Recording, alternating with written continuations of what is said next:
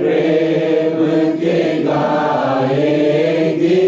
बोलो जय मिलकर जय, बोलो जय यीशु की जय, बोलो जय मिलकर जय, बोलो जय यीशु की जय, बोलो जय जय जय।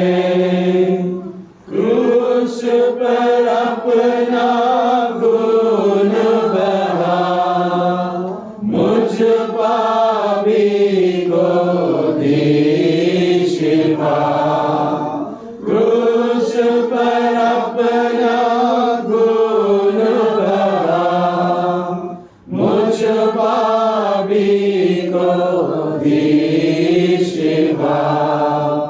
मन मेरे तू बोल सदा हालेलुया, मन मेरे तू बोल सदा। बोलो जय मिलकर जय, बोलो जय यीशु की जय, बोलो जय मिलकर जय, बोलो जय यीशु की जय, बोलो जय जय जय। तेरी कुदरत की ये शान, खुद ही दादा खुद ही दान। तेरी कुदरत की ये शान, खुद ही दादा खुद ही जान। पूरे कर मन के अरमान, हालेलुया, पूरे कर मन के अरमान। बोलो जय मिलकर जय, बोलो जय यीशु की जय, बोलो जय मिलकर जय, बोलो जय यीशु की जय, बोलो जय जय जय। खिदमत अपनी ले मुझसे, इस मंदिर में तू ही बसे। खिदमत अपनी ले मुझसे, इस मंदिर में तू ही बसे। जग में तेरा नाम रहे, हालेलुया, जग में तेरा नाम रहे। बोलो जय मिलकर जय, बोलो जय यीशु की जय, बोलो जय मिलकर जय, बोलो जय यीशु की जय, बोलो जय जय जय।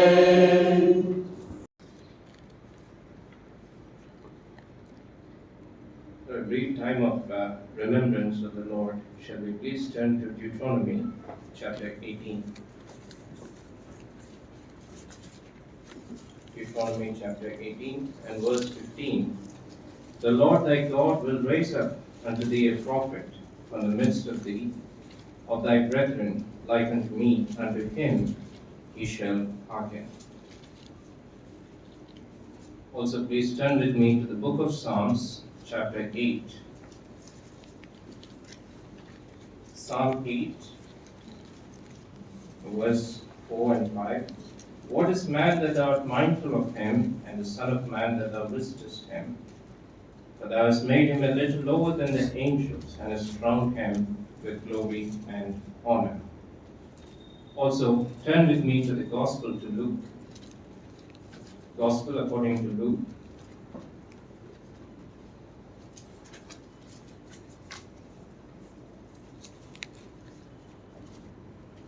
Chapter 22, verses 63 and 64. And the men that held Jesus mocked him and smote him. And when they had blindfolded him, they struck him on the face and asked him, saying, Prophesy, who is it that smote thee? Verses 67 till 70. Art thou the Christ? Tell us. And he said unto them, If I tell you, you will not believe. And if I also ask you, do not answer me, not let me go. Hereafter shall the Son of Man sit on the right hand of the power of God. Verse 70. Then said they all, Art thou then the Son of God? And he said unto them, Ye say that I am. Chapter 23 of Gospel according to Luke, and verse 3. And Pilate asked him, saying, Art thou the King of the Jews? And he answered him and said, Thou sayest. The last verse that we would like to read is from the same chapter, Luke chapter 23, verse 18 and 19. They cried out all at once, saying, Away with this man, and release unto us Barabbas, who for a certain sedition made in the city, and for murder was cast into prison. The Lord bless the reading of His precious word.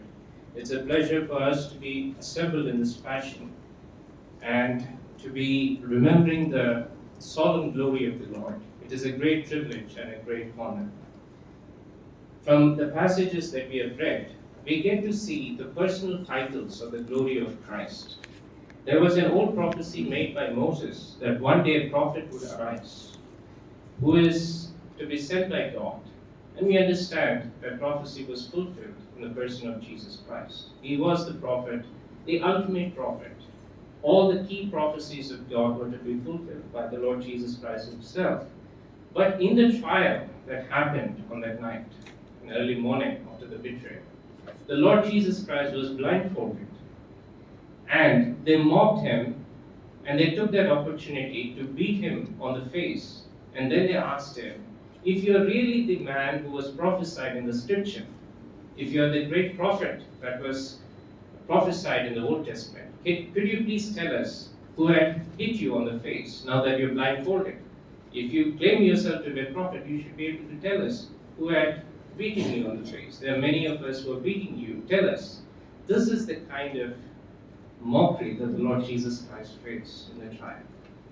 On one side, you get to see the ultimate glory of Christ. And on the other side, you get to find the most the excruciating pain of humiliation that He undertook. Just if you could visualize the mob, it had blindfolded the Lord, who was the real prophet of God. And they did all kinds of things to Him.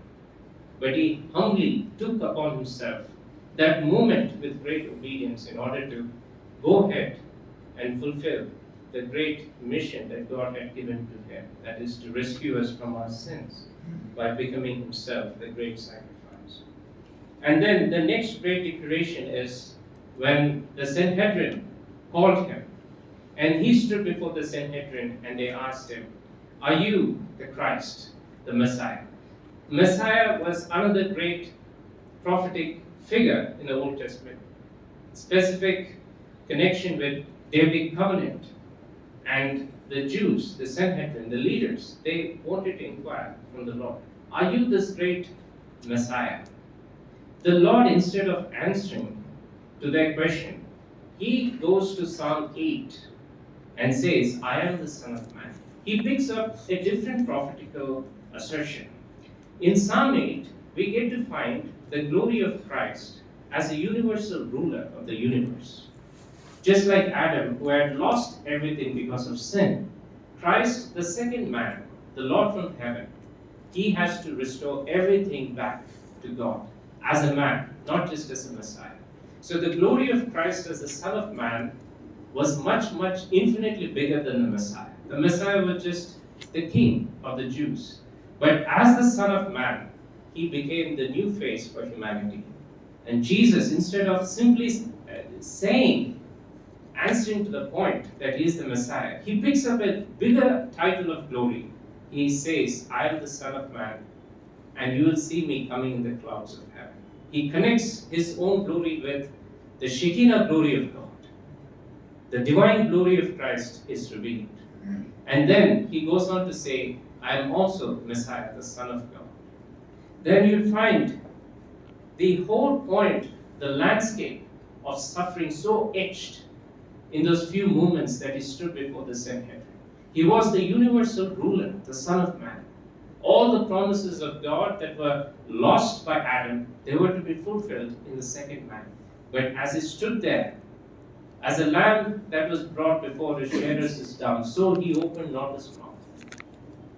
Although he asserted his glory, but there was nobody to acknowledge his glory. That was the humiliation that he suffered.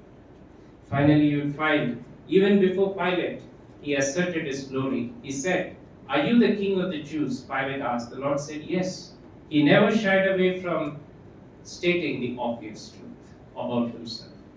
He asserted his own glory without embarrassment because he always spoke the truth, and the truth was that he was indeed the glorious person of God. But finally, Luke, the gospel writer, he picks up all the trail of instances that happened. He makes use of every opportunity to describe the glory of Christ in confrontation with those wicked people who mocked him and who played the fun with him. But ultimately, the most desecrating point that could ever be imagined was this great Jesus, the prophet of God, the man through whom the entire universe was to be recovered into perfection, the Son of Man, the Christ, the Messiah of the line of David, the Son of David. Now he stands in pathetic comparison with Barabbas, the man who is charged with murder and sedition. This is the trial of Jesus. Finally, people accepted Barabbas in contrast with Jesus. That is the ultimate point of humiliation to which the Lord Jesus has gone through. This morning, we understand the fragrance of his sufferings. He suffered for us, and he had gone through all these epic stages of great embarrassment and humiliation so that he could finally venture out to the cross and become the great sacrifice for us, as a substitute for our sins. So this morning, as we remember and sing the praises of Christ, let us also understand the fathomless expression of his suffering that he had endured in the face of evil people. And he had done it out of love for us. May this thoughts help us to worship and remember him.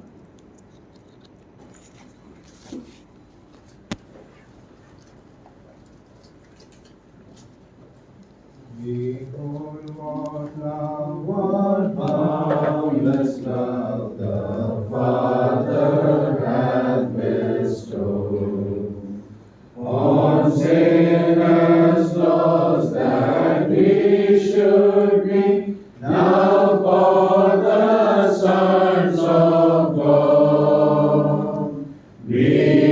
Behold what manner of love, what manner of love the Father hath bestowed upon us, that we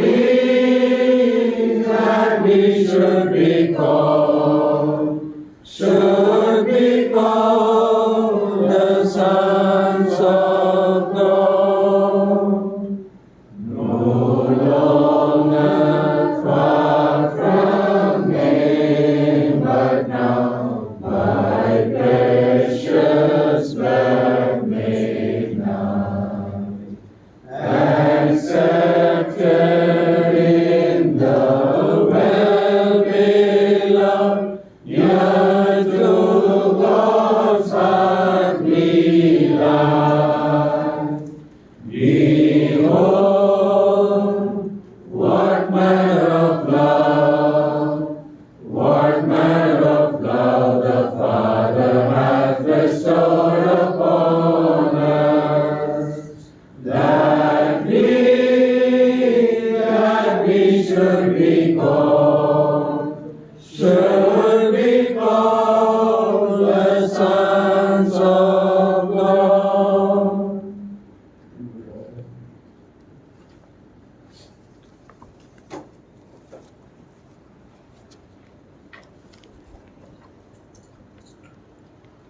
സ്നേഹവന്ദനങ്ങൾ അറിയിക്കുവാൻ സന്തോഷമുണ്ട്. I will greet you all. ഇന്ന് നിങ്ങളോടൊപ്പം കർത്താവിനെ ആരാധിപ്പാനും ദൈവത്തെ ശുശ്രൂഷിപ്പാനും കർത്താവ് തരുന്ന നല്ല അവസരത്തിനായി ദൈവത്തിന് മഹത്വം. I will praise God for giving me this opportunity to be with you and minister to you. കഴിഞ്ഞ ആഴ്ചയിൽ നെടുമ്പാശ്ശേരിയിൽ കർത്താവിനെ ആരാധിപ്പാനും മഹത്വപ്പെടുത്തുവാനും ദൈവം കൃപ ചെയ്തു. God gave me the grace in the last weeks to worship Him, the assembly at Nedumasheri. നാം ആരാധനയോട് ബന്ധപ്പെട്ട സഹോദരന്മാരുടെ അനുഗ്രഹീതമായ ചിന്തകൾ കേൾക്കുകയായിരുന്നു. We have been hearing blessed thoughts regarding our Lord Jesus Christ for our brothers. തുടർന്ന് ഒരു ഭാഗം കൂടെ നമുക്ക് ആരാധനയോട് ബന്ധപ്പെട്ട് ഓർക്കുവാൻ കർത്താവിൽ ശരണപ്പെടുന്നു. We want to look at one more portion from Psalm 116. 116 സങ്കീർത്തനം അതിന്റെ 1-ാം വാക്യത്തിന്റെ അവസാന ഭാഗമാണ് മലയാളത്തിൽ ഞാൻ ശ്രദ്ധിക്കുന്നത്.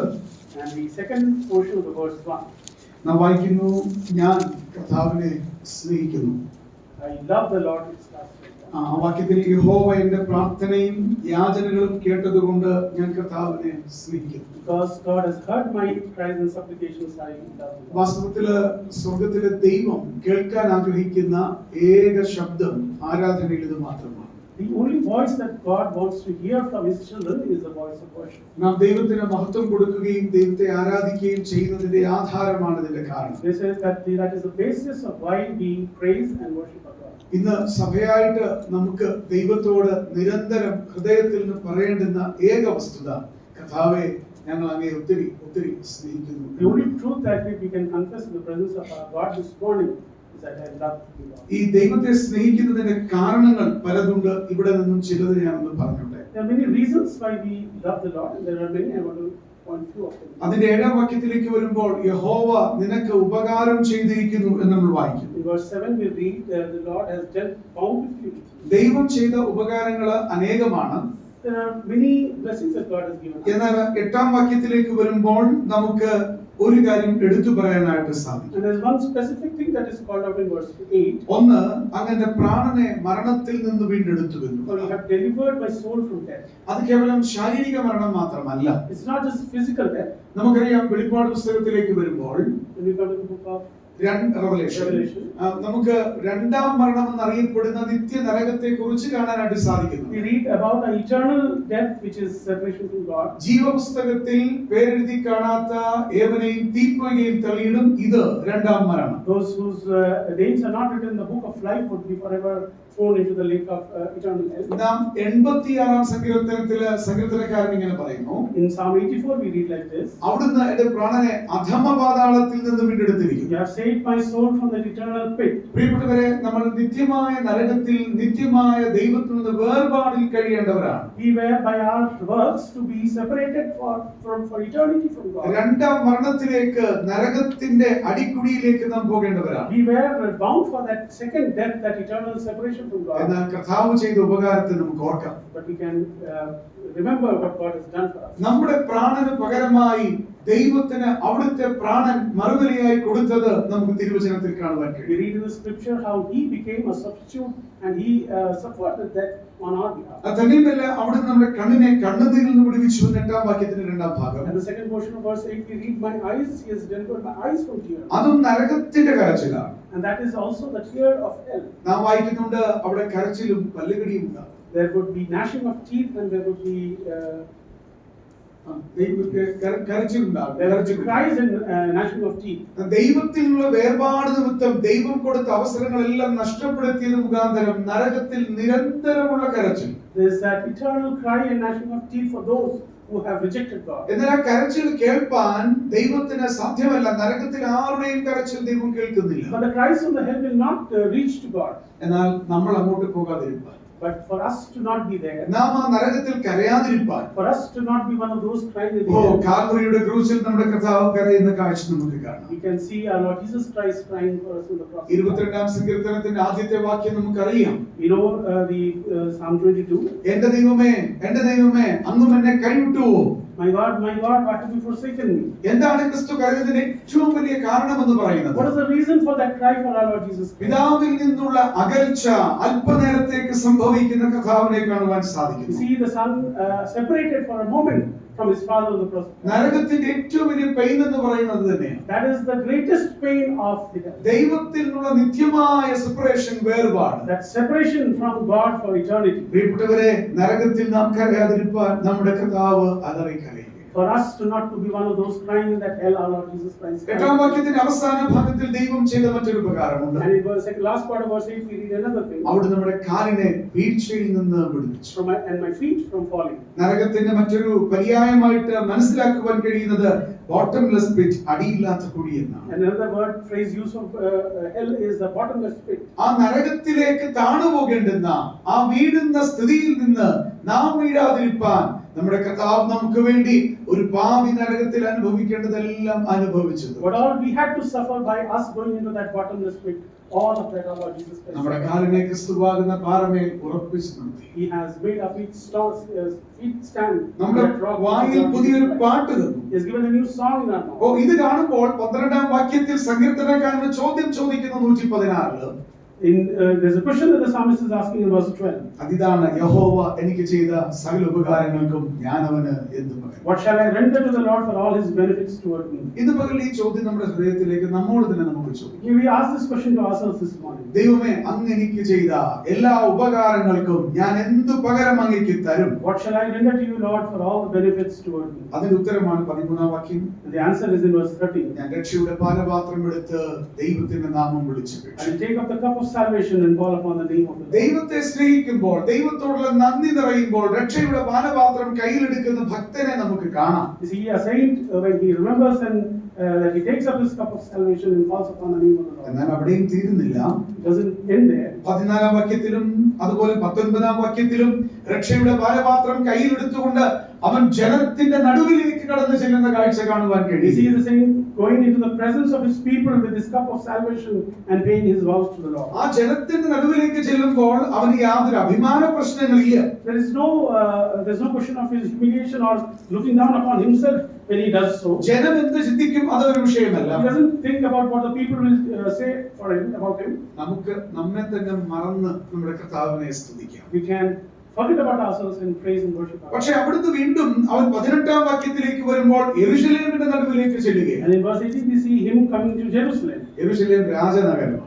It is the capital city. ദാവീദിന്റെ നഗരമാണ്. It is the city of David. ആ രാജനഗരത്തിലേക്ക് പ്രവേശിപ്പാൻ നമുക്ക് യോഗ്യതയില്ല. We did not have any qualification to come to the city of David. എന്നാൽ ആ നന്ദിയോടുകൂടെ അവൻ രാജനഗരത്തിലേക്ക്, രാജാവിന്റെ മുഖം കാണുന്ന നഗരത്തിലേക്ക് ആരാധിക്കുവാനായിട്ട് പ്രവേശിക്കുക. But with a humble heart is coming to that city of Jerusalem to praise and worship God. എന്നാൽ അവിടെയും തീരുന്നില്ല കേട്ടോ. It doesn't finish there. ആ രാജനഗരത്തിൽ ദൈവാലയമുണ്ട്. There is a temple in that city. അതാണ് 18ാം വാക്യം. That is in verse 18. യഹോവയുടെ ആലയത്തിന്റെ പ്രാകാരങ്ങളിൽ, In the courts of the Lord's house.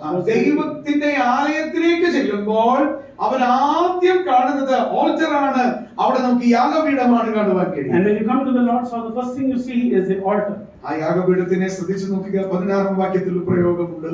And if you look closely at that altar, there is a phrase in verse 16. നീ എന്റെ ബന്ധനങ്ങളെ അഴിച്ചിരിക്കുന്നു. You have loosed my bonds. ആ യാഗപീഠത്തിലേക്ക് അവൻ നോക്കുമ്പോൾ അവിടെ ബന്ധിക്കപ്പെട്ടൊരു യാഗമൃഗത്തെ അവൻ കാണുകയാണ്. When he looks at the altar, he sees an animal that is bound. അതാണ് സങ്കീർത്തനം 118ന്റെ 27ാം വാക്യത്തിലേക്ക് വരുമ്പോൾ നമുക്ക് കാണുവാൻ കഴിയുന്നത്. And that's what we see in Psalm 118 verse 27. യാഗപീഠത്തിന്റെ കൊമ്പുകളോളം യാഗപശുവിനെ കയർ കൊണ്ട് കെട്ടുവീൻ. Bind the sacrifice with cords to the horns of the altar. ഓ, ദൈവപുത്രനായ യേശുക്രിസ്തു എന്ന യാഗമൃഗം നമുക്ക് വേണ്ടി ദൈവത്തിന്റെ യാഗവേദിയിൽ കെട്ടപ്പെടുന്ന കാഴ്ച. We see the site where our Lord Jesus Christ, our sacrificial lamb, bound on the altar. ആണികൾക്ക് കയറുകൾക്കൊന്നും യേശുക്രിസ്തുവിനെ ബന്ധിക്കാൻ കഴിയുമായിരുന്നു. The nails of the cords would not have been able to hold our Lord Jesus Christ. എന്നാൽ നമ്മോടുള്ള സ്നേഹം, But for the love for us, നമ്മളോടുള്ള സ്നേഹം, for the love for us, ആ സ്നേഹം ക്രിസ്തുവിനെ ക്രൂശിൽ ബന്ധിച്ച് നിർത്തുകയുണ്ടായി. because of that love, he held himself, he allowed himself to be held on the cross. ലോകത്തെ സംബന്ധിച്ചിടത്തോളം As far as the world is concerned, യാഗപീഠം ഒട്ടും കാണുവാൻ താല്പര്യമില്ല. they do not want to see the altar. അവിടെ കരച്ചിലുണ്ട്, There is cries there. അവിടെ രക്തമുണ്ട്, There is blood there. അവിടെ മാംസം വെന്തെരിയുന്ന ആ സ്മെല്ലുണ്ട്. There is a smell of the flesh there. അങ്ങനെയുള്ള പല കാര്യങ്ങൾ മനസ്സിന് ഇഷ്ടപ്പെടാത്തത് അവിടെ. A lot of things that is not very desirable for this world. എന്നാൽ നമുക്ക് അത് വീണ്ടെടുപ്പിന്റെ സ്ഥാനം. But that is the place of our redemption. ആ യാഗപീഠത്തിൽ കെട്ടപ്പെട്ട് നമുക്ക് വേണ്ടി അറുക്കപ്പെട്ട ദൈവത്തിന്റെ കുഞ്ഞാട് നമുക്ക് ആയിരങ്ങൾ പതിനായിരങ്ങൾ അതിസുന്ദരനാണ്. The Lamb of God that was bound as a sacrificial lamb on the cross, on the altar, is the ground of our redemption. ലോകത്തിന് താല്പര്യമില്ലാത്ത ക്രൂശിന്റെ ചിത്രം ഇന്ന് പകൽക്കാലം നമ്മുടെ ഹൃദയത്തിലേക്ക് വരണം. Let the picture of that cross, which is not very desirable by this word, come into our hearts this നമുക്ക് morning. ദൈവത്തോട് പറയാം, കർത്താവേ ഞങ്ങൾ അങ്ങയെ ഒത്തിരി സ്നേഹിക്കുന്നു. Let us say to our God this morning, we love you, Lord. നമുക്ക് ഹൃദയത്തിൽ നിന്ന് പാടാം, കർത്താവേ ഞങ്ങൾ അങ്ങയെ ഒത്തിരി സ്നേഹിക്കുന്നു. Let us sing in our hearts that we love you, Lord. നമുക്ക് നമ്മുടെ മനസ്സാക്ഷിയോട് പറയാം, ദൈവം എനിക്ക് ചെയ്ത സകല ഉപകാരങ്ങൾക്കും ഞാൻ അവിടത്തേക്ക് എന്ത് പകരം കൊടുക്കും. Let us ask ourselves this morning, what shall I render to the Lord for all the benefit towards me? കർത്താവ് നമ്മെ സഹായിക്കട്ടെ.